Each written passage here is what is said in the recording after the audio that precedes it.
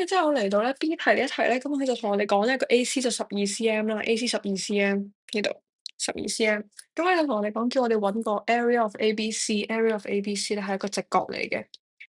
直角咧，我哋揾得 area 咧就一定係底乘高噶啦。咁底乘高咧，即係代表我哋要有呢兩條線先可以揾到個 area 咯。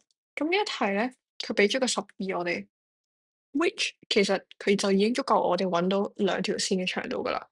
咁當你考試遇到啲題目，你諗唔到點樣 solve 嘅時候，你就諗下啦，個 B 題佢叫得你 solve 一樣嘢咧，一定係因為個 A 題佢俾咗啲，即係叫得你計 A 題咧，咁佢個答案係可以貨你計 B 題嘅。而 A 題咧，我哋而家有個角啦，然後一條線啦，咁我哋要揾線，揾另外一條線嘅時候，或者落揾另外一個直角咧，其實有一條線同一隻角已經足夠我哋揾噶啦。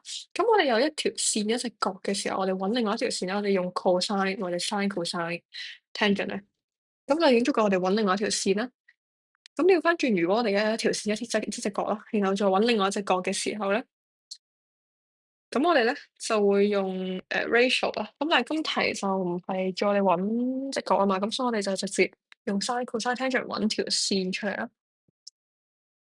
咁因為呢一題咧，佢而家俾咗呢一個角我哋啦，咁我哋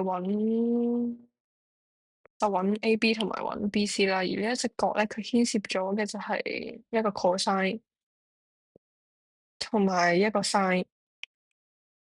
咁 AB 啦，AB 就會等於，sorry，對 cosine angle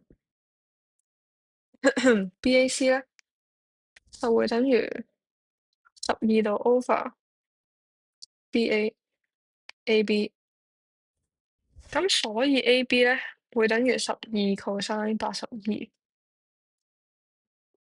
而 sin angle BAC 咧就會等於12度 over BC，所以 BC 咧就會等於12 sin 82，而個 area 咧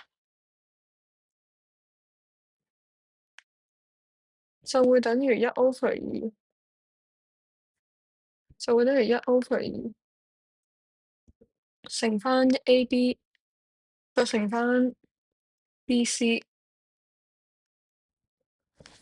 所以答案即係等於1 over 2乘以12 cosine 82乘以12 sin 82。